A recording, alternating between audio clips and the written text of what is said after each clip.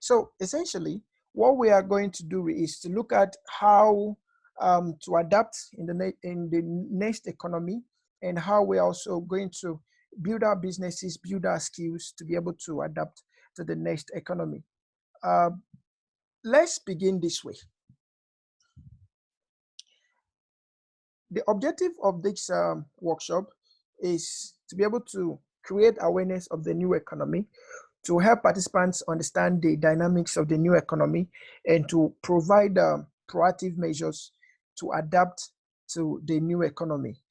I will go through it again. To create awareness of the new economy, to help participants understand the dynamics of the new economy, and to provide proactive measures to adapt to the new economy. We believe that this meeting is a compilation of both career persons and business persons. So we're going to be talking to both the business persons and to the career persons alike. But before I begin, permit me to make some emphasis here. The new economy we're already talking about is here. It's not as though it's something that is going to come up. It is already here. So we must work on understanding that fact, one, that the new economy is already here. And secondly, with the current pandemic in the marketplace, there had been a lot that is happening. We currently understand now that most organizations are working through remote environment, and that has also changed the marketplace and changed the business landscape. There are so many things happening now that will definitely not go back to where it started from as soon as we are off this pandemic. For instance, as it is now, so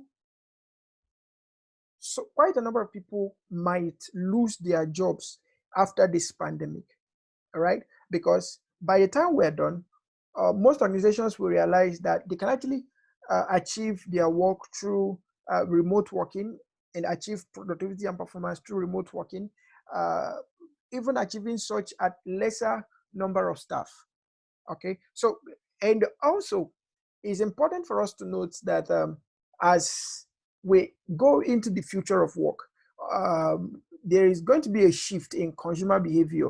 There is going to be a shift in customer behavior. So there's so many things that will happen with regards to the characteristics of the customer after this pandemic, or perhaps in this new economy we are talking about. Okay, and also importantly, we must also understand that there's going to be a lot of job redesigning. There may not be outright sweeping off of jobs from the labor market, but jobs will be redesigned to suit the new economy. Let me give an instance. For instance, in the present time, we still talk about customer service, and many people go into becoming customer service professionals, customer service agents, and the likes. But the truth is, in the next economy we are going into, we're going to have more of customer experience agents, customer experience professionals, customer experience managers, rather than customer service managers. Because in the next economy we are talking about, the customer will not have to be seeing you always face to face. All right. So we're going to have more of customer experience, managing customer journey rather than managing customer. What I call it now, managing customer journey rather than managing customer delivery, and all of those things that we still face today. All right. Then you also look at things like human resource management. Human resource management is one of the professions that will remain as far as human beings are in existence. But there's going to be a shift also in the job of human resource managers, as we are going to start looking more on employee experience in the new economy. All right. So more of these things are the things that will affect the new economy. All right. Now let's look at some other things we have here. Okay.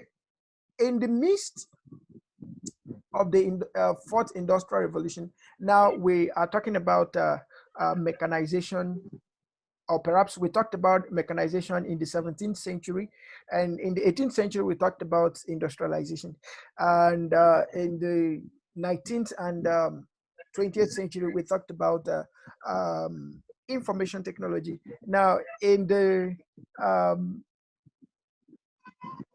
21st century we'll be talking about digitalization, all right? But in the next economy we're going to be talking about, we're going to be talking about more of artificial intelligence, okay? And it's going to be a whole lot of transformation, okay? It's going to be a whole lot of transformation. Let's go on and see what we have here. Now, to be able to manage the new economy, we all need to have foresight, okay? We all need to have foresight. And what is foresight? Foresight is knowledge of emerging indicators and trends across social, technological, environmental, economic, political, legal, and demographic landscape. By foresight, we simply mean that you as a person and I as a person and we as organizations should be able to see the indicators and trends around the social environment, the technological environment, the environmental environment, let me use that word, and the economic environment, the political, legal, and the demographic environment, to be able to reshape and restructure our careers and businesses to suit the new environment. Okay, so the objective of foresight is to identify future opportunities, challenges, and potential solutions. Okay, that's all we want to identify in the new economy that we are coming up with. Okay, please, in case you're not hearing me, you could actually send me a chat. Let me be sure that you are hearing me and we are all following together. All right. Okay. Thank you so much. All right. Then let's also continue. Now, the new economy, what is this new economy and what are we going to face in the new economy? In the new economy, we're going to have technological breakthroughs, which is already here, rapid advances in technological innovations, okay, and they are going to bring massive disruption in the business and career world. Then we're also going to have demographic shifts. The changing size, distribution, and age profile of the world population is going to dramatically affect the business, okay, which will bring about a new aspect of consumer behavior. Okay, it will definitely bring about a new aspect of consumer behavior. Then we'll also have rapid urbanization. Okay, like it is believed that by 2030 we are going to have more people in the cities than in the rural areas, and that is also happening already. Okay, then we also have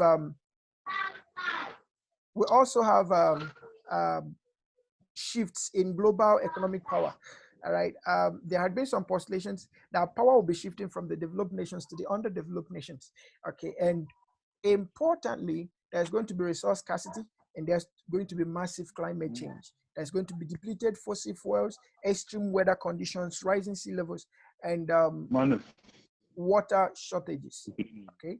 All right. So let's look at some of these things in essence. Now, there's going to be there had been rapid technological innovation, globalization, demographic shifts, climate change, and geopolitical transformations, which have given rise to unprecedented impact on the work and skills landscape. All right. This rapid technological advancement, on one hand, bring with them exciting opportunities, both for businesses in terms of their productivity and for the workforce in terms of replacing the unhealthy, dangerous, and repetitive tasks with highly skilled work. Okay.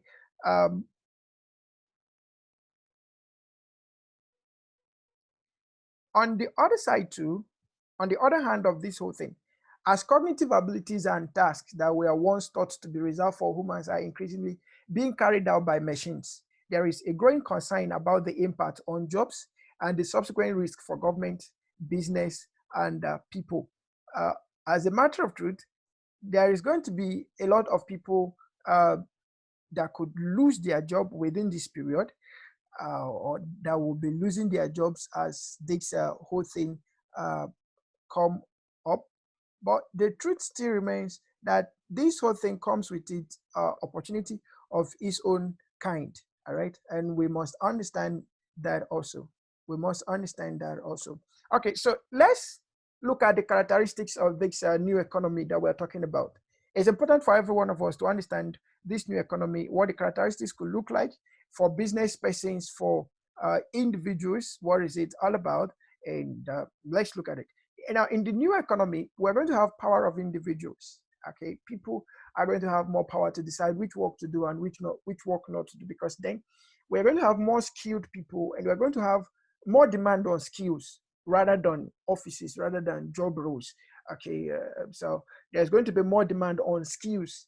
So based on the fact that we're going to be having more demand on skills, people will have more power than they do right now. Because what power we have now is what we call work autonomy or job autonomy, where you're permitted to do what you want to do in your job, not necessarily deciding where to work from, how to work, and the like. But in the new economy, people will decide how to work, when to work, where to work from, and the likes. That's the power of individual. And in the new economy, we're going to have decentralized collaborations. So people from different locations working as a team on a subject or on a project, they don't know themselves, they've not made themselves, but they're going to work from different locations. That's decentralized collaborations. Then we also have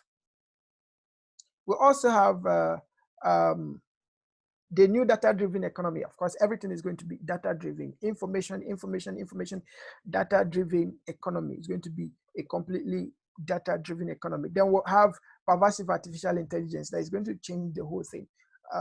Pervasive artificial intelligence that is going to replace jobs, pervasive artificial intelligence that is going to create new jobs, and so many others.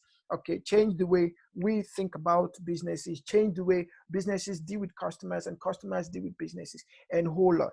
Okay, then we also have harmonious automations. People are going to be synchronized with machines.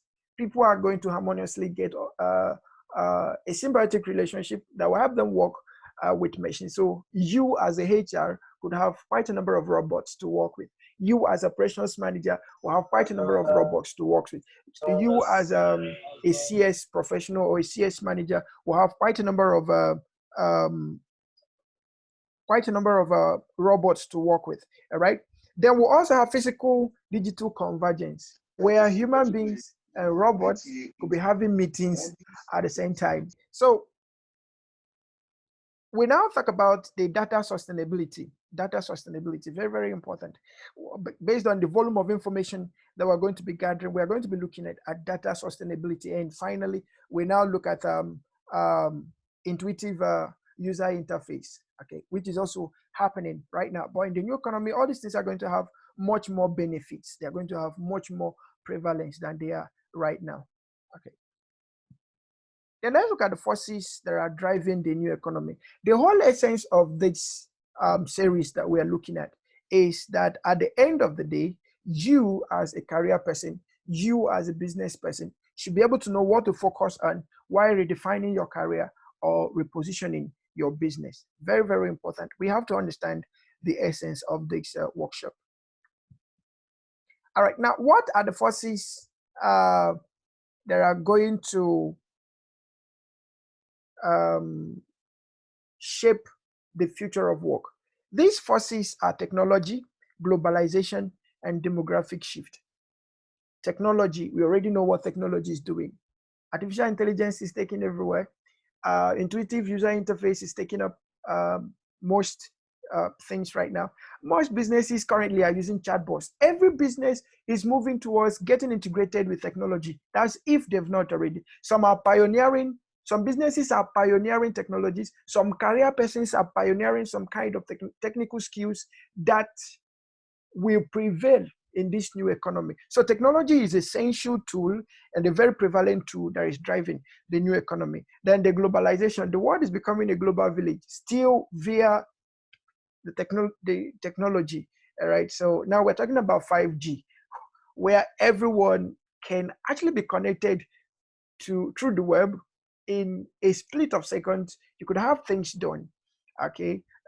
So That is also very, very important. Then we'll have the demographic shift as also a major factor that is driving this future of work. Customer behaviors going to change rapidly. What we call value going to be changing, because the kind of people that we're going to be having will also be changing in their behaviors. All right. So these three things are seriously driving the future of work here. Now we are getting to the beauty of this whole thing. For those of us in career, it's important we understand what this whole future of work, what this whole new economy will bring to our jobs. And I need us to understand this. I want to use those in the banking industry for a case. I was speaking with a banker friend of mine recently, and he said something. He said currently they start work possibly by 9, 10, and they close by 2, 3. All right. And another one said to me, he said their team had been divided into 2. So some people work this week, some people work next week. If you are in that category and you've not started thinking of what this whole future of work will bring to your career, you need to start thinking. Now, by default, your company would have realized that since they've been using 20 people, now they can comfortably use 10 people and automate the remaining work the other 10 people could have done. So if you are 20 and you are separated into 10, 10, there is a possibility that we have to check for another job after this whole pandemic is over, or by the time we fully merge into the new economy. And also, I needed to understand something. The whole artificial intelligence, intuitive UI, data-driven and data sustainability, and all of those things, they are not magic. They are coming to play in our work. They are coming to play in our work. Now, I want to ask you a question. Look at your work critically. If your work can be replaced by the things you do, the operations you carry, the activities you do daily, if they can be replaced by a machine, and you have not started thinking about the next alternative to consider as the new economy comes up, then you have to start thinking about it. For those of us in education, somebody will say education is a constant industry. We always need people. Do you know how many universities that are formed online daily? In fact, a research proved that the digital economy, digital training economy is one of the fastest growing economy today. We have universities online that you don't even know you don't need the physical locations, but we still go there, do our masters, do our degrees. Some are even running our PhDs there. We don't know their location. Some of us do those programs. We don't know their location. How sure are you that your own school will stand by 2030? In fact, my business mentor told me something. And he said to me, he said, by 2030, we are going to be having more of cloud business rather than physical business. So now that some of us are paying 10 million naira for office use, by 2030, we might not need those facilities again. Okay, we might not need those facilities again. So what is the impact of this to your career? Let's look at it and see what this means to us. Now, is the fear and hype true? Look at this scenario. 47% of today's jobs will be gone by 2030. 47%, that's a whole number. All right. 47% of jobs today will be gone by 2030. So the question is your own job the one that is going to be deleted by 2030? You have to start rethinking your job. Okay.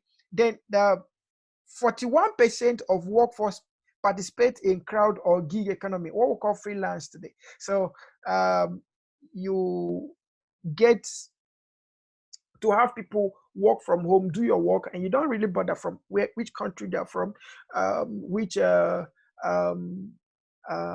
religion they are from, which tribe group they are from, or the likes. Last week, I had to pay somebody in India to do a work for me, okay? And while he was doing the work, I was just thinking, I said, this young man, we just spoke on Skype, which we emailed ourselves, and he did this work and sent it to me, and I'm happy about it. Now, he took some few dollars away from me, but I'm happy that he did the work anyway. That is the crowd or gig economy. Some people become customer service or customer experience professionals working for several organizations from the comfort of their houses, and they are going to be making much money than what they are making right now. Some people are going to be HR professionals working for so many organizations from the comfort of their homes without having to leave their houses, and they are going to make much money than they are making right now. So the new economy is providing so much opportunity to have to transfer power from organizations to individuals. I just want us to understand this and essentially look at it. That you're going to lose your work, or that 47% of, not you, sorry about that. Okay, you're not going to lose your work, right? Okay, 47% of today's job will be gone. But that is also going to create opportunity for people to reskill and businesses to retool themselves to be able to create much more value for the growing population. All right. Then look at this. Essentially, all the new jobs created since 2008 fall into the category of alternative work, so support work. So the question also is, where you're working currently, is your work a support work? If you don't go to work today, what will happen? Is there going to be a great effect of your absence? Okay. Now, your work, is it a contract work? You're working on the basis we can terminate your contract anytime. It's good you start rethinking. It doesn't mean that your skills are not relevant. Your skills may be relevant, but the new economy is providing alternative to work. Instead, companies are not ready to keep paying gratuity, pension, layoffs, and the likes. They want to reduce those costs. And by gig economy, nobody's going to talk about gratuity. Nobody's going to talk about pension. Organizations are going to have higher productivity, perhaps higher productivity, yes, with higher extreme productivity, because that time pencom will not be on somebody's head. Okay, all right. Then let's look at some of the career models that will be coming in this disruption period. Okay, 58% of companies are redesigning or planning to redesign their career model. That is from Deloitte. Okay, 58% of companies are redesigning or planning to redesign their career model. It's important for you to also know that, in case you don't know that your company is redesigning, they are actually redesigning. So you have to key to redesigning your career. And if you're an entrepreneur, you also have to key to redesigning your business if you've not started thinking about that. Then 83% of companies expect to have an open or highly flexible career model within the next 3-5 years. What does this mean? 31% of companies expect careers to be 3 to 5 years long. 60% expect to be 10 years or less. So if you're thinking of having a career where you are right now, just expect that your career might be 3 to 5 years long or maximum 10 years long. All right, that's what this is a research carried out by Deloitte. Okay, now only 19% of companies promote vertical career move. 67 now promote horizontal or project-based careers. You're only employed based on the work at hand. If there is no work, there is no pay. That is already going on in many organizations right now. Now, learning and career management software has become the #1 fastest growing segment in the HR technology. So if you're a HR, you need to start thinking of this. Okay, you need to start thinking of this. Now, let's look at this. Is a research that was carried out by, is it Harvard? Among some banking executives and banking employees. Let's see what they actually found out from their research. This research was carried out across 150 banking executives and over 3,600 banking employees all across the world, not just to Africa, not just to Europe. It was all across the world. Now let's find out what this research found out. 74% of banking executives believe the industry will be completely transformed by intelligent technologies. That's the future of work. 74% of banking is that's wonderful. Now, 67% expect artificial intelligence to result in a net gain in jobs in the organization in the next 3 years. That's in the next 3 years, things are going to change. Now, 67% of banking employees expect intelligent technologies to create opportunities for their work. I want us to see some correlation, what employees are saying, what employers are saying, then we'll merge them together and actually see the future of work. Okay. 26% of banking executives say only 1 in 4 of their employees are ready to work with intelligent technologies. Okay, now look at this. 67% of employees said new opportunities will be created. Banking executives say only 1 in 4 are ready to work in the new economy. Now, what they are simply saying is that out of every 4 staff they have now, 3 will be retrenched, 1 will stay. Now, if you're in the banking industry, will you be the one? That's the question.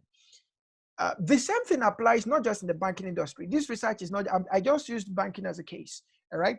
Now, 54% say the growing skills gap is the leading factor to the workforce strategy. 54% of banking executives believe that it is the skills gap that will determine who is to be hired and who is not to be hired. So if you are skilled enough to suit into the new economy, you stay. If you're not skilled enough, you go. All right. Now look at this. This is going to shock you. 3% of this banking executive, but hardly any say they plan to significantly increase their investment in reskilling over the next 3 years. None of these banks is talking about retraining their staff or reskilling their staff in these intelligent technologies. No, they are not. Just 3% agree that they will reskill. The remaining 97% are not ready to pay a dime for you and I to be retrained so as to suit into the new economy. Now, the question is, do I need to train you when I'm getting a robot? The robot is already automated to do your work, so I don't really need you. A robot doesn't need a training. Okay, a robot doesn't need training. The person that needs a training is what they call it, the person that is managing the robot. Now, I want you to see something here. This simply means that employment rate in the future is going to hinge around 3%, if not per annum, but over a wide range. We are going to have employment rate at a reduced rate. And this 3% is only for the people who have fully equipped themselves for the new economy. Now, if you are thinking that because you are 10 years in that place, nobody will sack you, you're just joking. You can actually be fired just by one change. When you cannot handle the operations, why should we still hire you? All right. Okay. That's not a threat anyway. The new economy is not a threat, but it's for us to create an awareness and start building skills and start building structures that will help us manage the new economy. How to be on top of your career in the new economy. Very, very important. Let me go through it very fast. Now, redefine your career. Redefine your career. Think of your job right now. How essential is your job? If your job is not essential, if your activities in the company or the job roles you're fixing right now is not essential, please redefine your career to find more essential and relevant career that you can build skills in to help you remain relevant in the new economy. Then learning and personal reinvention. Whether you like it or not, the responsibility to train yourself right now is on yourself, not on your employee. So don't go blaming anybody, saying you did not train me. Or no. Once I was in a particular company and somebody was complaining about the company. He said he came into the company with NCE. Now, when the company started growing and started hiring BSc, they don't look at their sides again. Now, they are just waiting for them to retire. No promotion, no. If you don't improve on your learning and invest in your personal development, nobody would. And if you can't increase your mental capacity, your financial capacity will always be stuck. I just want us to know that. If you can't improve on your mental capacity, improve on your knowledge, your cash flow will be limited. All right. Then the next one is professional networking. Some people still find it difficult to join professional organizations, professional bodies. I don't really know why. But one of the essence of joining professional bodies is, one, to get a professional certification. Number two, to gain insight, information to trends and changes happening in your career. And three, mentoring and coaching. Then four, providing strategic networks for easy career shifts, and so many other benefits. So if you don't belong to a professional body, I will recommend you go find one and belong to it. Okay, one that will actually impact your career. That I said it does not mean you just go and find one because it's cheap. You go and join. All right. And if you are a professional in a career, in a particular professional body, please be active in it. Don't just get a certificate. You are now a member. You are now a fellow. You are now chartered, and you just go and relax. And every year, perhaps you pay subscription. Or for those of us that offer a non-expiring membership, you just relax. Nothing else. You don't even ask what is happening. You stay for 1 year, 6 months, 2 years, 3 years. Your professional body has not sent one text message, not one email to you, and you're comfortable. That is not what we are talking about here. You need to be active in your professional network and get to be part of the changes that are happening. Then another thing is that you have to rethink your career. Have a mind shift. Think global. Instead of thinking of how to get work in Nigeria, why not build your skill and start becoming a global career person? You can work for anybody from the comfort of your zone. That's where we are going to. Then also become tech savvy. Okay. Learn about new technologies every day. Learn about, a time is coming when everybody will be like, you need to know how to manage a website. You need to know how to build a website. You need to know how to be a social media manager. You need to know how to be this. You need to know how to be that. Please start learning now. Start learning now. As these things are coming up, learn them. Okay. If you wish, you can Google up future ICT skills or future technological skills, and you could start building yourself on them. All right, then also learn flexibility and adoption. Change is constant. So as changes come, don't fight anybody, don't fight yourself. Just prepare for the change, be flexible, and be ready to adapt and adopt the changes. Also, run continuous environmental scanning and also perform trend analysis. Environmental scanning, know what is happening in your environment. Continuously scan your environment to know what is happening. And when I mean your environment, your career is an environment, your business is an environment, your demographic customer regions are environment, and your business your business world is an environment. So continuously scan them and find out what is happening around there. Know the trends, read journals on trends, things happening around your business, and then be ready to adapt, be ready to build yourself on them. Okay, for those of us in the business world, entrepreneurs, business persons, what could be the impact of this future of work, of this new economy to our businesses? Let's look at them critically, and then I'll be rounding up. Sorry. Okay, in the new economy, we are talking about demographic shift. The customers you met yesterday are not going to be the customers you're going to meet in the new economy. Are you ready for those kind of customers? We are going to have effects of rapid urbanization.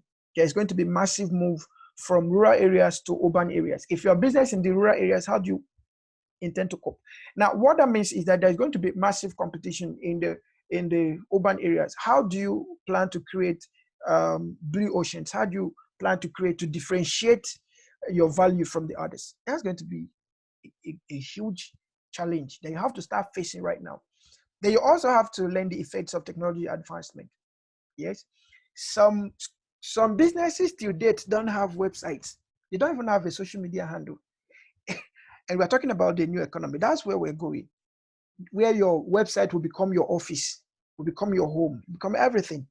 So we need to start learning about technological advancement and start building integrations into our business. Then we're also going to have change in consumer behavior. I think I've talked about that before. Consumer behavior is going to change.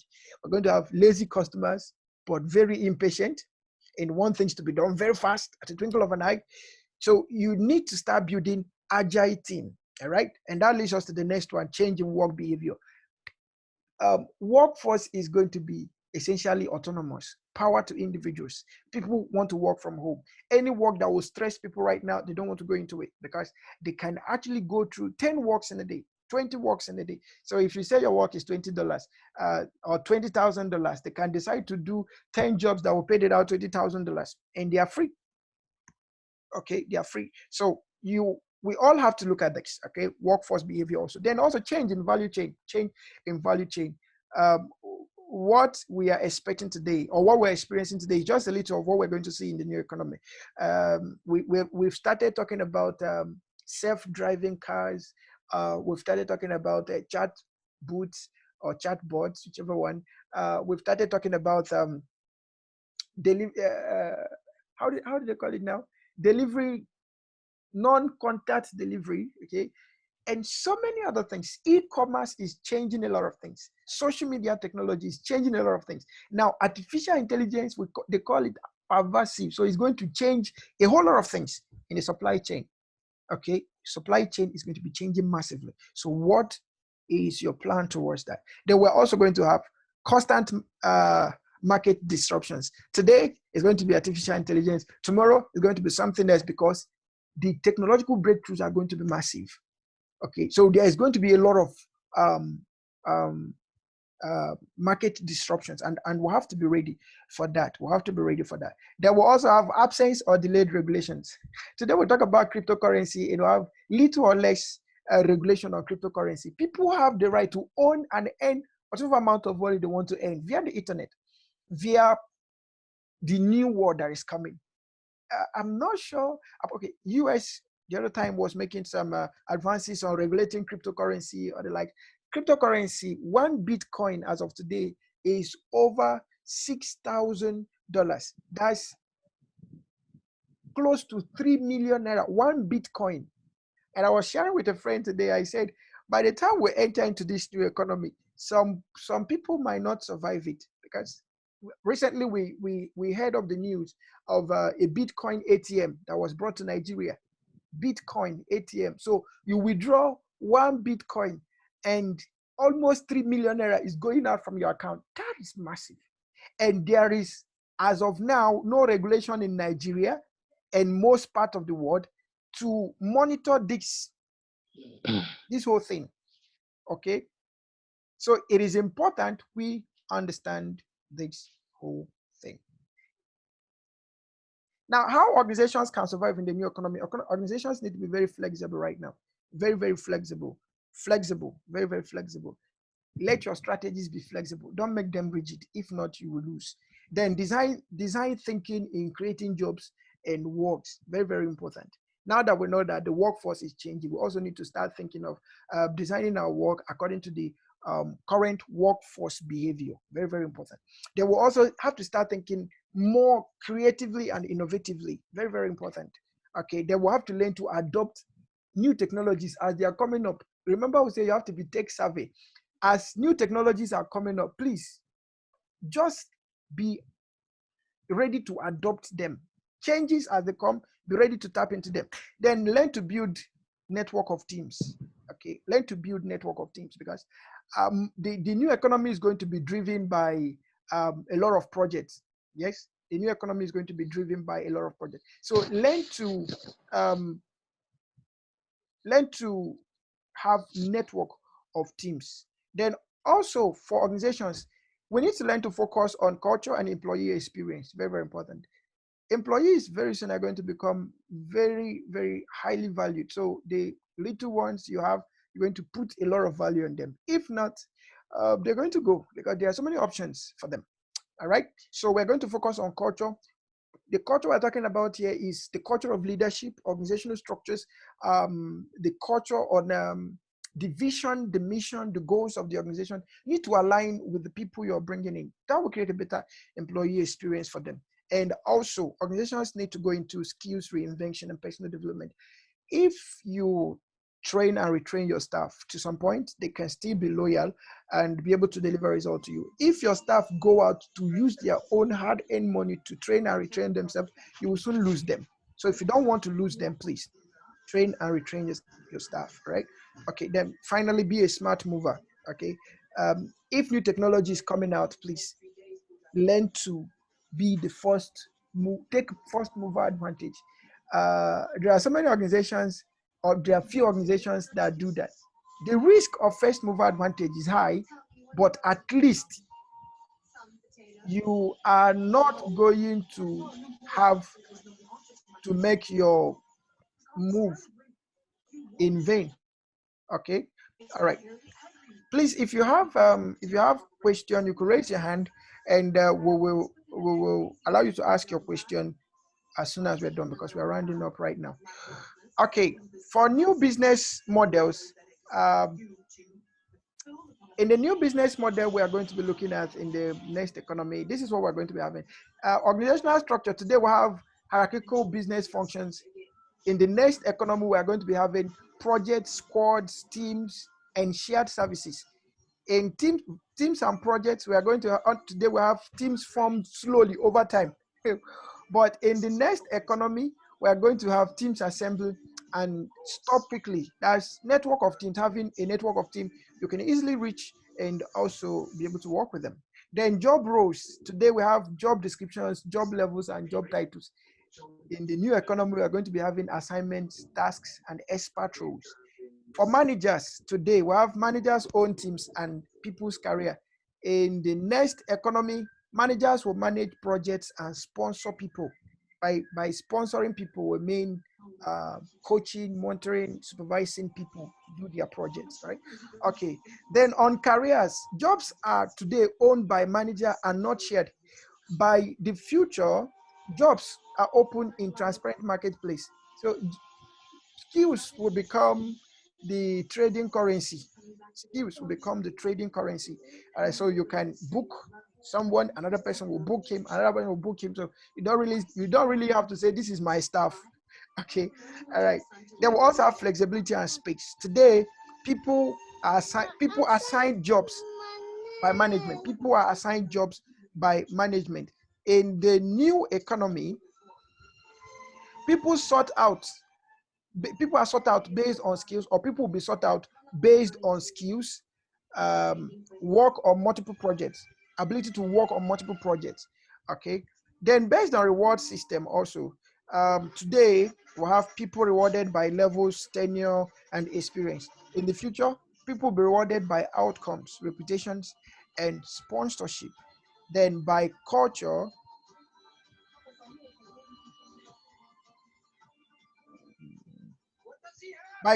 today uh, we have inclusion, sustainability, and diversity. In the future, we have citizenship, we have collective thinking, and we have shared value. Please, if you have questions in any of these things, please put them down, and I will be ready to take all your questions. Then, finally, reskilling. How do you reskill for the future? How do you reskill for the future? How do you prepare for the future? Let's look at it briefly. Reskilling for the new economy will demand high levels of emotional intelligence. If your emotional intelligence is currently poor or low, please, you have to build on it. It's going to focus on creativity and innovation of the persons and organizations. It's going to be based on diversity and cultural intelligence, so social intelligence also.